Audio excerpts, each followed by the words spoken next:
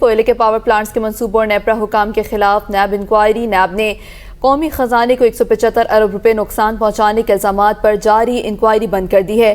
Chairman NAB نے سی pack کے تحت لگنے والے 2 پاور پلانٹس کے خلاف انکوائری بند کرنے کی منظوری دے دی۔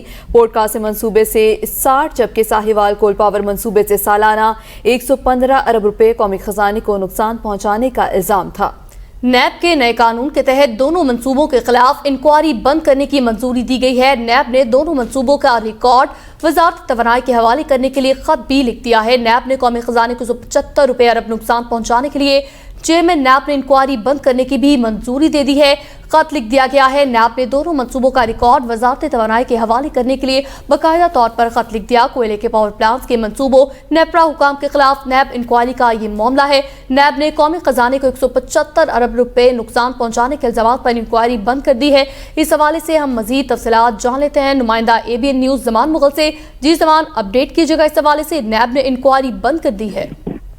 جی بالکل، یہ چیئرمین نیب کی جانب سے آج یہ فیصلہ کیا گیا ہے اور یہ دونوں انکوائریاں جو ہے یہ 70 ارب روپے کے قریب ان کی لاگت تھی اور دونوں انکوائریز کو بند کر دیا گیا ہے کیونکہ چند ماہ قبل جو امینڈمنٹس ہوئی تھی ان امینڈمنٹس کے بعد جو ہے کافی ساری چیزیں تبدیل ہو گئی تھی اور ان کی روشنی میں اب بے شمار جو ہے وہ انکوائریز ان کو بند کیا جا رہا ہے اور عدالتوں میں بھی جو متعدد کیسز ہیں وہ واپس نیب کو بھیجے جاتے ہیں چونکہ عدالتیں کہتی ہیں کہ ہمارے دائرہ اختیار میں اب نہیں رہے چونکہ امینڈمنٹس ہو چکی ہیں اور امینڈمنٹس ہونے کے بعد ان کیسز کو بھی جو ہے وہ نیب کو بھیجا جاتا ہے اور نیب اس کے بعد انکوائریز کو بند کر دیتا ہے۔